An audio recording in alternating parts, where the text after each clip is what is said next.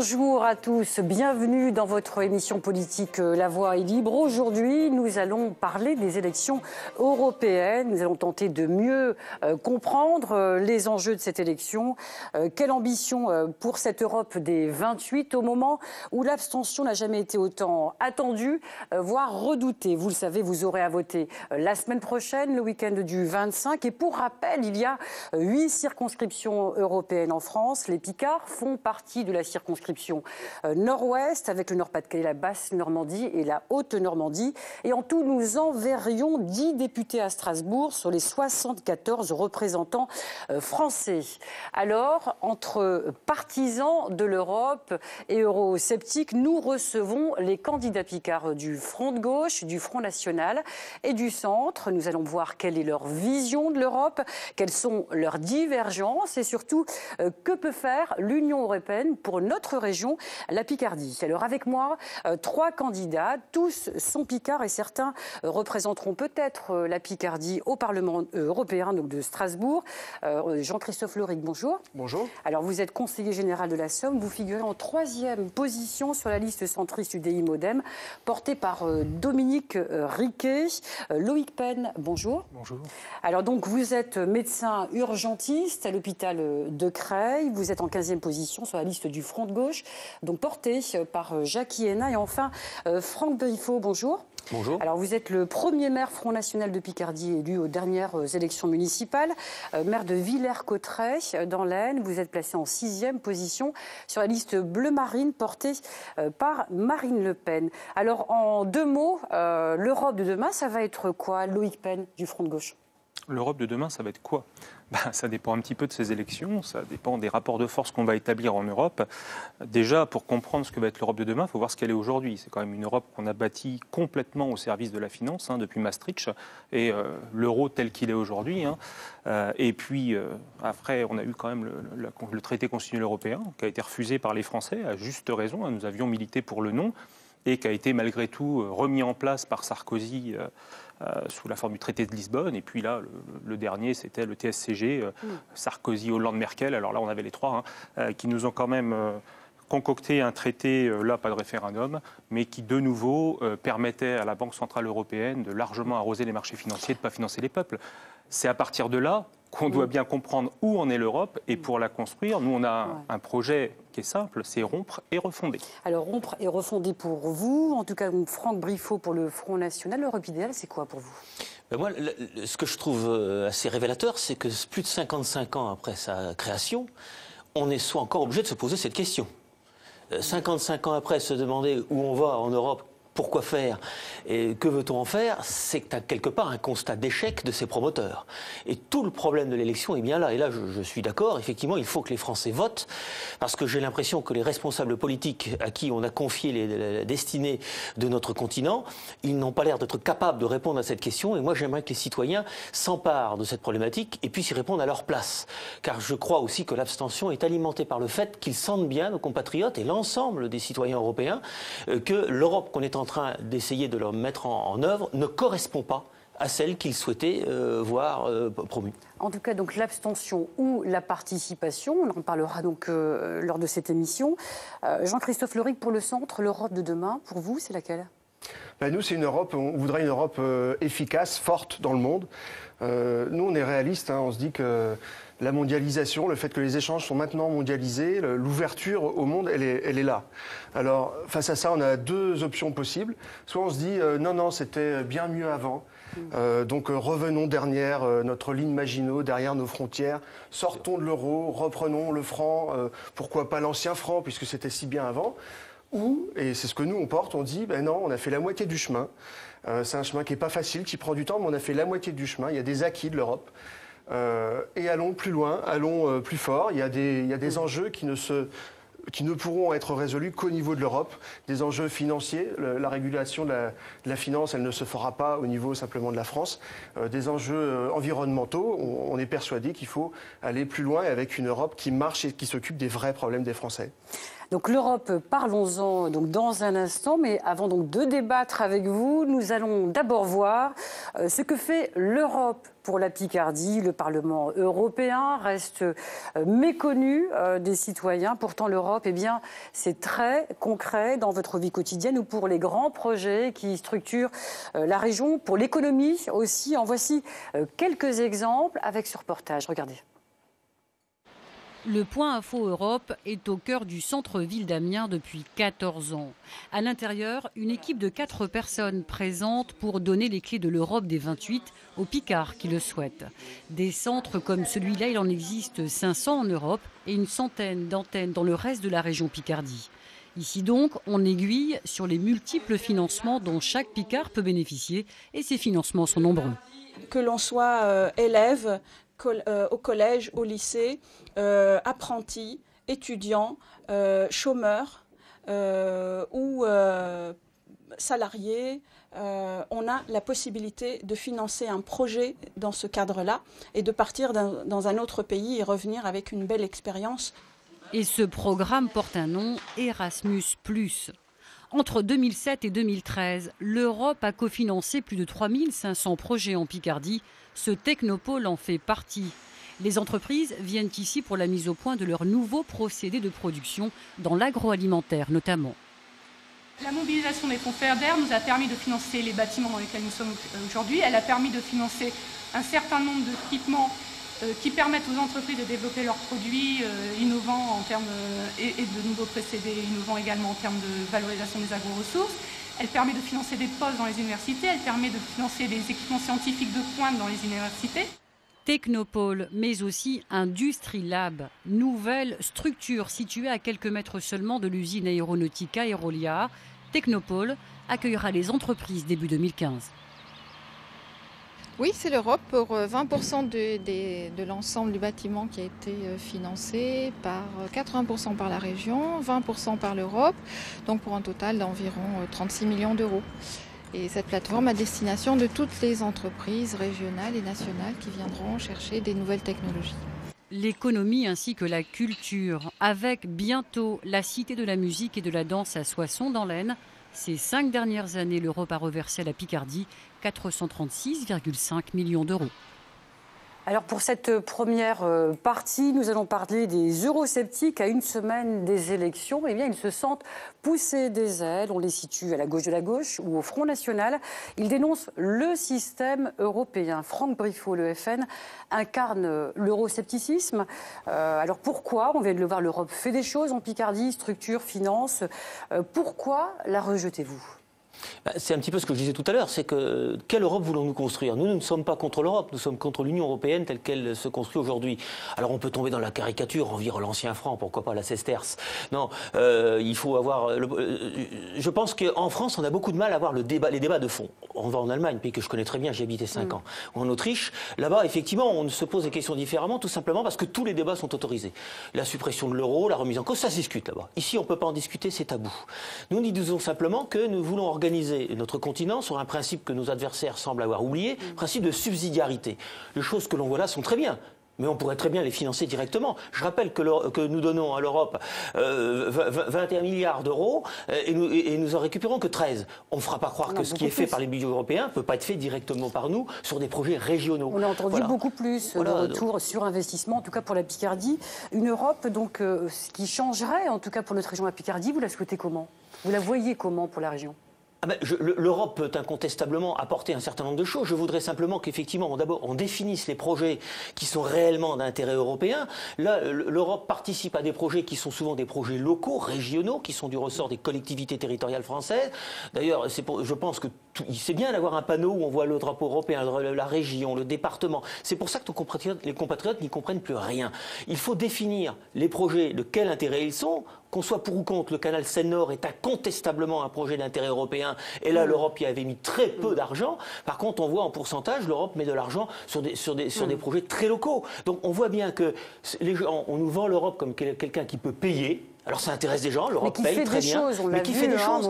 Mais il y a des pertes en ligne. Il y a des choses que si on le fait passer par l'Europe, ça nous redescend. On ferait de manière beaucoup plus optimisée si on le payait directement sans passer. Je voudrais juste 2 minutes, parce que vous venez de parler du canal Seine-Nord. Ça, c'est bien un projet sur lequel l'Europe vient de se positionner en disant qu'effectivement, elle était prête à financer. L'Europe a annoncé qu'elle était prête à financer à hauteur de 2 milliards d'euros ce projet-là. Donc je pense pas qu'on puisse le prendre comme un exemple. Vous êtes en désaccord. Non, mais c'est parce que justement, au départ, elle donnait pratiquement rien. Elle a revu sa copie parce que ça n'allait pas se faire. Voilà. Donc elle a bien vu. Voilà. Et pour le coup, ce qui serait souhaitable, c'est que sur ce sujet-là, le Conseil régional de Picardie soit peut-être un petit peu plus moteur sur un de ces sujets qui, je pense, est un sujet de développement de l'emploi et de l'avenir des Européens. Jean-Christophe Loric, donc du centre, concrètement, que peut faire le Conseil régional ? Le Conseil régional, il peut accompagner les politiques qui sont mises en place par l'Europe. Déjà, ce serait une bonne chose. Je vous rappelle simplement que sur le sujet du canal Seine-Nord, on se retrouve dans la situation ubuesque où l'Europe veut avancer et où, entre les régions de France, on a des visions qui sont différentes. Pour faire simple, à Paris et dans le nord de la France, on a des conseils régionaux qui poussent.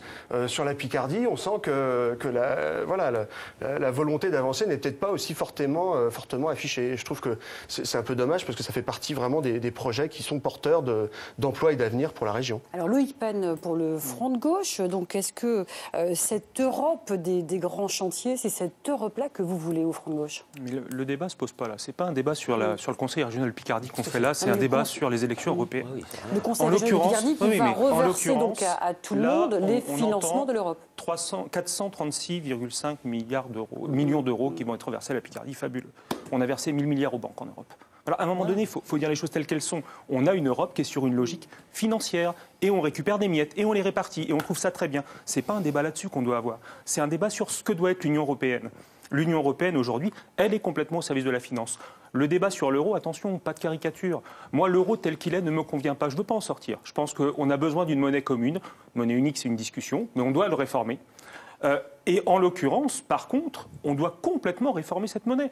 Continuer à penser que c'est la Banque centrale européenne, sans instruction d'aucun élu, juste au service des marchés financiers, qui va décider de voir comment elle met le niveau de l'euro, comment elle finance, qui elle finance, qui ne peut pas financer les États directement. C'est-à-dire que nous, on se finance auprès des banques privées à 4%, pendant qu'eux leur prêtent à 1%. Ça fait 3% d'intérêt. Il faut se rappeler, la dette de la France est 2 000 milliards d'euros. Dessus, il y a 1 400 milliards d'euros d'intérêt aux banques, depuis 1973. Ça, c'est les réformes intelligentes de la droite à l'époque qui avaient décidé qu'on ne pouvait plus emprunter aux banques centrales. On l'a repris dans le traité de Lisbonne, l'article 123. On n'a toujours pas le droit. Résultat, on est en train d'engraisser aujourd'hui, avec l'argent de tous les Européens et du peuple français, des banquiers qu'on n'avait vraiment pas besoin. Donc c'est quoi, l'ennemi, c'est la finance, c'est ça ? Mais l'ennemi, évidemment, c'est la finance. Sauf que le débat n'est jamais posé comme ça. Ce serait pour ou contre l'Europe. L'Europe, c'est un continent, il existe, c'est pas un débat. Et évidemment, il y a des problématiques qui sont à l'échelle de l'Europe. Vous proposez quoi, alors ? Non, mais aujourd'hui, je vous le dis, on propose de réformer complètement le statut de la Banque européenne. Évidemment, je ne suis pas un naïf, je suis très pragmatique aussi. Je sais que le rapport de force est compliqué et que là, l'importance du vote, les gens ne la mesurent pas. Mais au Parlement, aujourd'hui, on a le pouvoir de bloquer toutes les directives de la Commission européenne, organe non élu de fonctionnaires désignés, absolument antidémocratique. On peut réformer la Banque centrale européenne, mais là, on n'a pas le rapport de force. On peut d'entrée de jeu, et c'est pour ça que ce n'est pas séparable de la politique que nous allons faire en France, parce que moi, j'hallucine quand j'entends le Parti socialiste nous dire qu'il est contre l'austérité en Europe, qui commence en France et puis on rediscute. Aujourd'hui, ils sont capables de nous dire ça pour l'Europe, alors qu'en France, ils font exactement l'inverse. En France, on peut mettre un pôle public bancaire, pas le pôle rabougri que nous a fait Ségolène Royal à un moment donné, là, un vrai pôle public bancaire, et emprunter auprès de la Banque centrale européenne à 1%, nous financer nos projets, financer les PME qui aujourd'hui ne trouvent pas de moyens. C'est ça l'Europe, c'est comment on va relancer le tissu économique et comment on va harmoniser au niveau européen la fiscalité pour partie, interdire qu'on délocalise les sièges sociaux à la City et qu'ils payent leurs impôts là-bas et puis qu'ils produisent en France. Non, il faudra payer ici. Interdire les détachements des travailleurs. Et à ce titre-là, je constate que le Front National n'a pas voté contre cette directive et permet toujours le fameux plombier polonais contre qui je n'ai rien. J'ai quelque chose contre eux. C'est facile, on fait des lois fourre-tout, alors on dit qu'on n'a pas voté. Mais... vous répondez. Oui, les positions de vote, ça peut rester longtemps. On fait des lois, on fait un texte fourre-tout, on met des choses. Dites non, mais vous votez quand même. Non, mais c'est parce qu'il y a des textes au Parlement européen, c'est fait très habilement. On emballe quelque chose qui peut nous séduire, même certaines parties du texte peuvent nous séduire, et puis on met quelque chose qui va complètement à l'inverse. Alors comme on ne peut pas dissocier, on vote en bloc, on s'abstient. Ça se passe comme ça au Parlement européen. Bon, non, mais voilà. Donc que ce qui se passe, le titre des délibérations n'a souvent rien à voir avec son contenu. Attendez, vous avez assez parlé, on va pouvoir répondre. Sur l'Europe, c'est vrai, là d'entrée, on discute du canal Seine-Nord. La finance. Mais c'est pas le problème. Mais c'est comme la finance qui prendrait les rênes un peu de l'Europe face à des États qui seraient effacés. Par le début, quelle Europe veut-on? Définissons-la. Économiquement, quel modèle économique, quel modèle politique, quelles sont ses frontières à terme? Parce que pour l'instant, on ne sait même pas. Non, politique d'abord. Il faut définir quel est le projet politique. Et on sent bien justement que les citoyens s'abstiennent parce qu'ils sentent que l'Europe qu'on veut faire, c'est pas celle qu'ils veulent politiquement. Une confédération des États européens ou un État fédéral? Répondons à cette question. Ça fait 50 ans qu'on attend. On ne sait même pas où elle a vocation à se terminer, puisqu'on parle de faire entrer la Turquie, des tas de pays qui manifestement vont poser problème au sein de l'Europe. Définissons-la géographiquement.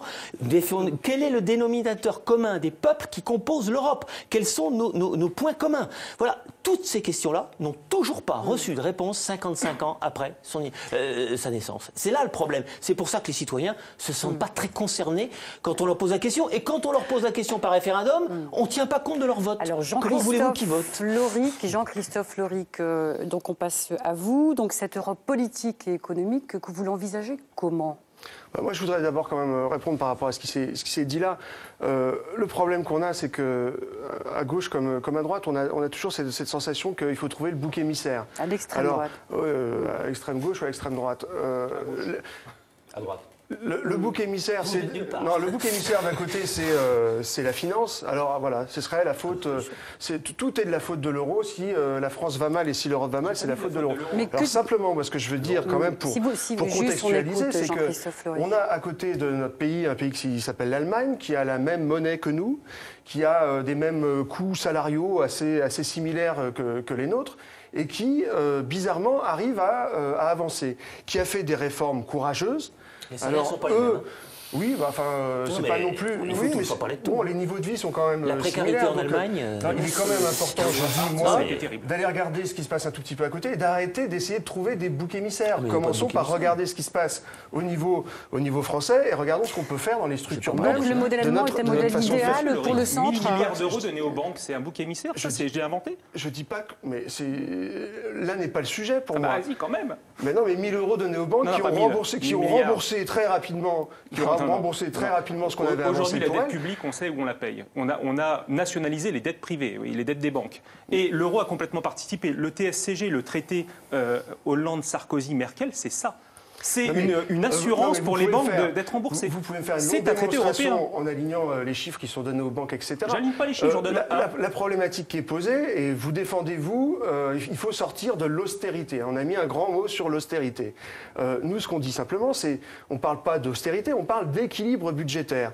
La problématique des banques, oui, les banques sont là, mais le problème, c'est que les États et l'État français empruntent aux banques. Pourquoi? Parce que chaque année, il dépense 80 milliards de plus qu'il n'a de recettes. Donc il y a un moment, et quand on fait ça depuis 30 ans, et qu'on emprunte aux banques pour le faire, il y a un moment où ça pose problème. Quand la droite baisse les recettes et qu'on a 50 milliards de services de dette chaque année, ça pose un problème. Juste un instant, donc simplement, est-ce que vous ne pensez pas que le problème, ça n'est pas l'impuissance donc des pays face à une économie qui prendrait les rênes, Jean-Christophe Lorique? Une chose qui est quand même. Il ne faut pas désigner les banques comme étant le bouc émissaire. C'est les politiques qui font une chose importante. Qu'est-ce qui se passe? Pourquoi est-ce que les citoyens ont ce sentiment de décrochage vis-à-vis de l'Europe? C'est parce que quand on vous pose la question, mais qui est à la tête de l'Europe? Qui est le patron en Europe? Personne ne peut répondre. Il n'y a pas de chef à l'Europe. Si, il y a 28 chefs. Il y a 28 chefs d'État qui vont défendre à Bruxelles leur bout de gras et qui reviennent en France en disant « Regardez, c'est ce que j'ai entendu comme discours exactement, on a donné tant et on est revenu, on a réussi à obtenir tant de l'Europe. » L'Europe fédérale, c'est votre solution, si on continue à avoir ce genre de discours de « Voilà ce qu'on donne et on veut exactement la même chose », il ne faut pas nous dire que c'est l'Europe qui a fait votre solution à vous, parti centriste, c'est l'Europe fédérale. Un chef à l'Europe, si on veut qu'elle parle d'une voix, qu'elle soit efficace au niveau européen, il faut un président de l'Union européenne qui soit élu au suffrage universel direct. Et déjà, ça, ce serait une première étape pour qu'ensuite on puisse débattre de Quelle Europe on veut et dans quel sens on peut l'orienter. Il y a quand même un point commun entre vous trois, malgré la divergence des partis, c'est que cette Europe, vous la voulez différente. Vous-même, vous êtes clair. Non, dites pas qu'ils veulent des Europes différentes. Il y en a qui ne veulent pas de l'Europe. On ne peut pas dire que le Front National veuille de l'Europe. C'est faux, mais c'est une caricature. Le Front National veut sortir de l'euro. C'est faux. Mais sortir de l'euro, ça ne veut pas dire qu'on ne veut pas de l'Europe. Vous la voulez comment, cette Europe, alors? On fait une Europe. L'euro, d'abord, nous, le débat, il a été, je ne sais plus, j'ai parlé de vous deux, évoqué tout à l'heure. Le débat monnaie commune, monnaie unique, en France, on n'a pas le droit de l'avoir. Nous, dans notre programme, nous l'avons dit d'ailleurs depuis plus de 30 ans, qu'il y aurait véritablement intérêt à introduire un véritable débat sur la nécessité d'une monnaie commune, et là, il serait fondé. L'erreur, le péché capital, c'est d'avoir instauré l'euro comme monnaie unique, tout simplement parce que ce n'est pas du tout l'accomplissement d'une réalité économique, ça ne correspond pas à l'économie réelle. L'euro a été imposé dans un but strictement politique, c'est pour nous obliger à faire l'Europe dont les peuples ne veulent pas. Alors vous semblez, s'il vous plaît, vous semblez donc, Franck Briffaut, donc nuancé. Vous dites que vous voulez de cette Europe, mais la tête de liste, Marine Le Pen, qui était donc en Picardie-Maritime, donc il y a de cela 2 semaines, elle dit donc une consonance donc inverse. Elle souhaite bloquer l'Union européenne. On l'écoute. C'était donc à Abbeville il y a environ 2 semaines. L'Union européenne, à chaque fois qu'elle s'occupe de quelque chose, à chaque fois c'est un drame. Elle contraint les chasseurs en permanence. Elle a divisé par 3 le nombre de pêcheurs. Elle tue notre agriculture. Elle a effondré notre industrie. Elle met en place la politique d'austérité. Elle ouvre totalement nos frontières à l'immigration. À un moment donné, il faut être capable de faire le bilan de cette Union européenne et s'apercevoir que l'Union européenne détruit et que la nation protège. Ça, c'est pas être pour l'Europe. Vous n'êtes pas sur la même ligne que Marine Le Pen. Mais si, mais laissez-moi vous expliquer. Je vous l'ai d'ailleurs un peu tout dit tout à l'heure. Nous sommes pour une Europe, mais l'Union européenne, l'institution qui existe aujourd'hui, non. C'est clair. Je peux pas, à moins de ne pas parler français. Mais moi, ce que j'aimerais bien qu'on explique quand même, parce que dire, OK, on sort de l'euro, on veut plus de l'Europe, on remet des frontières, parce que c'est ce qu'on a entendu, là, ce que dit Marine Le Pen, c'est ça. C'était mieux avant. Cas, oui, bien sûr. Non, mais alors, comment on sort de l'euro? Moi, je voudrais qu'on me dise concrètement. Parce qu'il y a quand même un discours que je trouve assez insupportable, c'est ce discours simpliste qui est proposé régulièrement, qui consiste à dire on va remettre des frontières, on sort de l'euro, mais c'est facile de le dire puisque vous n'aurez pas à le faire. Vous ne serez pas aux manettes pour le faire. Vous n'en savez rien. Je ne sais pas, mais alors dites-moi comment vous allez faire. Non, attendez, je vais vous répondre. Comment ont fait les pays baltes? Comment ont fait les pays baltes pour sortir? Quand ils sont sortis de l'Empire soviétique, ils ont mis 3 semaines. Il y a des tas de pays du monde qui ont fait. Et comment la France a fait pour passer à l'euro? Ça s'est passé en 48 heures. Arrêtez de nous vendre cette escroquerie. C'est pas possible de sortir de l'euro. Si des responsables politiques passent leur temps à dire ce n'est pas possible, s'ils veulent le pouvoir pour dire que ce n'est pas possible, il faut qu'ils fassent un autre job. Juste, on répond et ensuite on laisse la parole à Loïc Pen. La parité euro-franc. Dans un premier temps, on laisse la parité euro-franc. Quand vous parlez d'ancien franc, ça pense que vous n'avez pas lu le programme du Front National. Non, parce que derrière votre volonté de sortir de l'euro, il y a la volonté de dévaluer, parce que vous trouvez que l'euro est trop fort. Il y aura peut-être une dévaluation. Vous voulez dévaluer. Alors c'est pour ça que je value. S'il vous plaît, laissez parler Jean-Christophe Loïc, s'il vous plaît. Vous voulez dévaluer, ça veut dire il y a que l'Allemagne qui peut se le payer. Concrètement, qu'est-ce que ça veut dire? Vous voulez dévaluer, c'est-à-dire qu'aujourd'hui, vous avez 1 euro, on va avoir un franc pour 1 euro. Alors c'est ça que vous êtes en train de me dire? Quand on sort, on le met à parité, bien évidemment. On ne peut pas revenir à l'ancien franc. Et ensuite, vous dévaluez le franc, alors? Si la réalité... Donc, ce ne sera plus 1 franc pour 1 euro. Mais si l'économie est réelle... Mais comment font les Britanniques? Comment fait les 80... Comment fait le reste de la planète qui ont leur monnaie, s'il vous plaît, dont les Britanniques? Expliquez-moi. S'il vous plaît, Franck Briffaut, merci. Donc l'Europe sociale, on laisse la parole, s'il vous plaît, donc à Loïc Pen. L'Europe sociale, en tout cas telle que vous la rêvez, quelle est-elle? Je rêve peu, moi. Je suis assez pragmatique là-dessus, mais juste pour finir et boucler le débat sur l'euro est ridicule. Techniquement, sortir de l'euro ne pose pas de problème. Je pense juste que c'est une grosse bêtise. Voilà. Techniquement, c'est pas la réponse. La réponse doit être politique. S'il vous plaît. En l'occurrence, il y a un pays, et je vais aller dans votre sens pour l'euro. Il y a un pays qui n'a pas l'euro, c'est la Grande-Bretagne. Aux dernières nouvelles, ils subissent pas moins de politique d'austérité et il n'y a pas moins de catastrophes. Donc la question, elle est vraiment quelle utilisation de la monnaie? La monnaie est un outil, comment on l'utilise et quel rôle ont les politiques? Aujourd'hui, ils l'utilisent en effet au service de la finance, de l'austérité et ça me fait tout drôle d'entendre... On dépense trop et on n'a pas assez de recettes. Oui, mais enfin, on a saboté nos recettes. La droite a fait des exonérations de cotisations sociales, des baisses d'impôts. Voilà, on s'est coupé les jambes et on a un service de la dette de 50 milliards, je rappelle, 1400 milliards d'euros d'intérêt. Enfin, faut pas non plus oublier le passé et voir où on est. La dette, on devrait faire un audit pour voir ce qui est légitime. D'accord, mais simplement, après, sur je vais les finir recettes, parce que là, j'ai pas eu beaucoup l'occasion. On voit bien que la hausse des impôts, les Français n'en veulent plus. Mais non, mais ça dépend pour qui. Aujourd'hui, quand... alors, en arrêter. plus, là, la hausse des impôts, on vient d'avoir Manuel Valls qui nous annonce que formidable, on va payer moins d'impôts pour 1 million de Français. On leur rend 1 milliard. Ouais, on vient de leur en piquer 30 qu'on a donné aux entreprises. Alors, la baisse des impôts, oui, mais pour qui? Aux dernières nouvelles, le CAC 40 se porte pas mal. Aux dernières nouvelles, les bénéfices des grandes entreprises, et je parle que des grandes, hein, les PME, je leur réserve un autre traitement parce qu'en l'occurrence, là, il y a des efforts à faire pour elles. Mais sur les grandes, elles ont retrouvé leurs bénéfices d'avant 2008, d'avant la crise.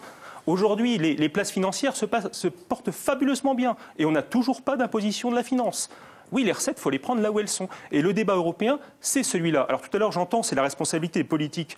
C'est pire que ça. Il y a une collusion terrible aujourd'hui entre les banquiers et les politiques. Et quand on voit qui conseille aujourd'hui les responsables politiques, que ce soit à l'Élysée, à Matignon ou dans je ne sais combien de ministères, oui, pour l'essentiel, ce sont les spécialistes de la finance.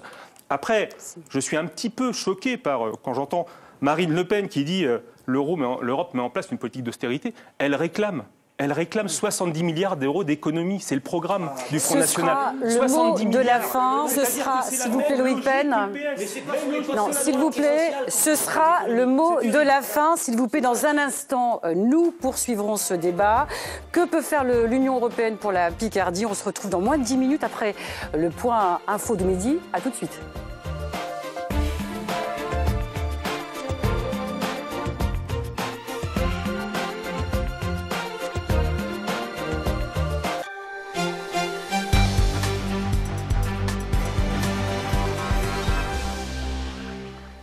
Bonjour à tous, bienvenue pour un point d'information en Picardie et on commence avec ce drame survenu ce matin à 10h à la piscine du Coliseum d'Amiens. Un enfant de